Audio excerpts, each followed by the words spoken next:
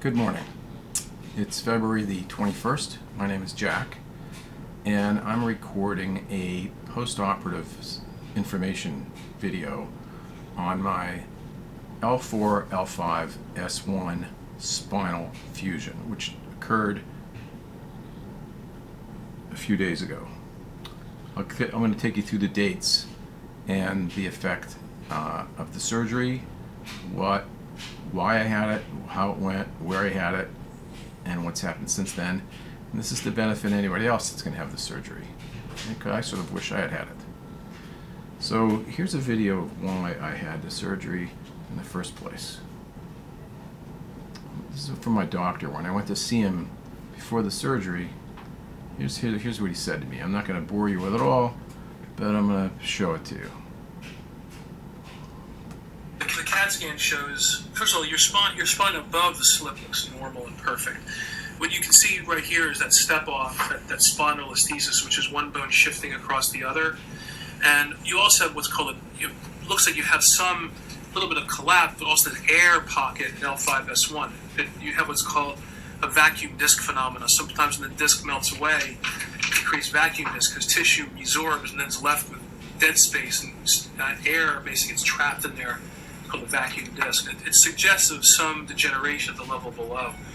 The good news is I don't see a fracture or anything of the what's called the pars of L4, which would be potentially responsible for some of the stuff. What can happen is these structures where the facets attached to what's called the pedicle, there's a little bone right there, and these can fracture, and that's what causes the slip, because the front of the body essentially separates from the back.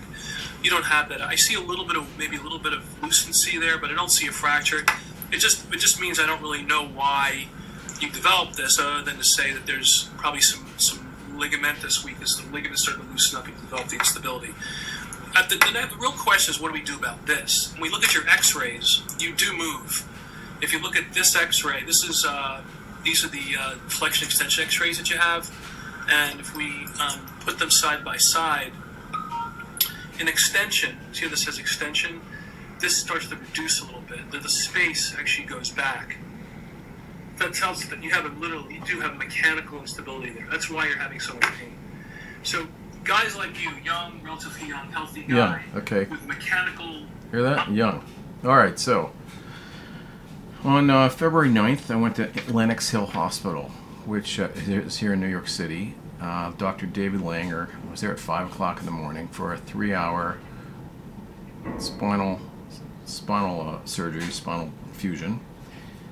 The surgery, to my disfortunate situation, instead of being 3 hours, it ended up 10 hours. So I had a 10-hour surgery and then a 4-hour recovery. I'm going to show you pictures of what was installed in the back, my back, both in the front and back as well. I then stayed in the hospital till 2/13, which is a 4-day stay in the hospital where you're basically incapable of moving, and you need complete assistance on getting in and out of the bathroom. I'll leave the hospital on the 13th of February, and I've been home since. Today is the 21st and my birthday.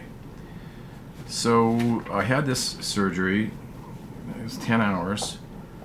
The effects of that may have had some significant effects on my recovery as well. I consider so far I consider the surgery a success, and I want to show you some photos of what basically happened here. This was me before I went into the surgery. Okay, happy guy, happy guy, happy guy. This is me after the surgery.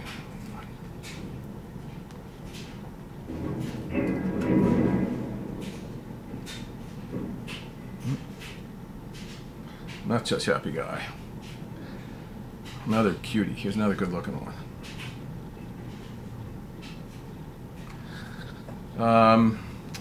So what did he do? He fused the L4 and L5 this way. Okay. He went through my back and he put 4 screws into the L4 and the L5. So I have 2 incisions in my back. And I've got these screws in there.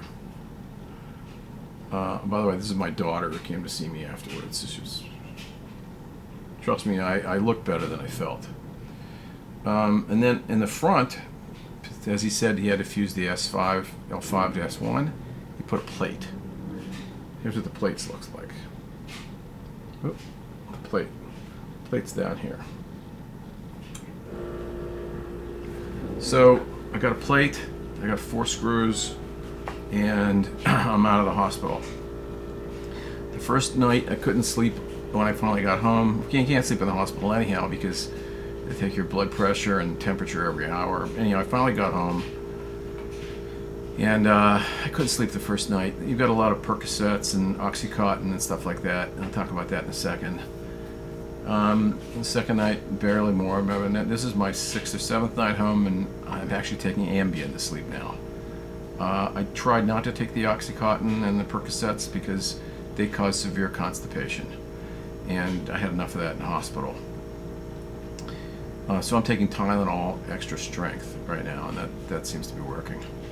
Some of the other things to remember about this spinal surgery are really weak energy. You got very little energy. At this point, you can walk the day after the surgery, but you can't walk miles. You can walk up and down a corridor. Every day you can walk a little more. You can't really sit too much either because you want to go lie down. So sitting's not so easy. When you're in the hospital, the drugs are everything.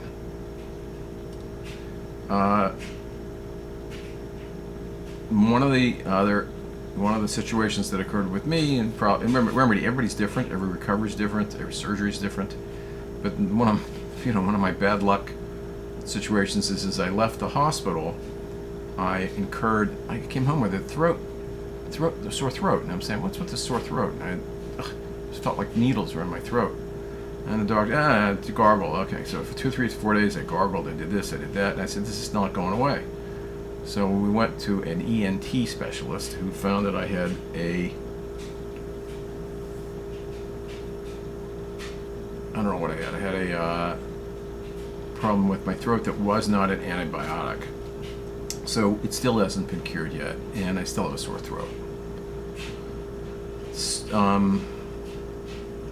So here I am, it's the 21st, and I'm gonna get out for a walk today. Now the surgery, since you saw that, one of them went in my back, and then went in the front. When they went in the front, they went on the side. So through the side, I still have my stitches in still my stitches and whatever things that they stapled me with. So my stomach is extended because I can't really wear any pants. So it's a sweatpants world for me right now, sweatpants.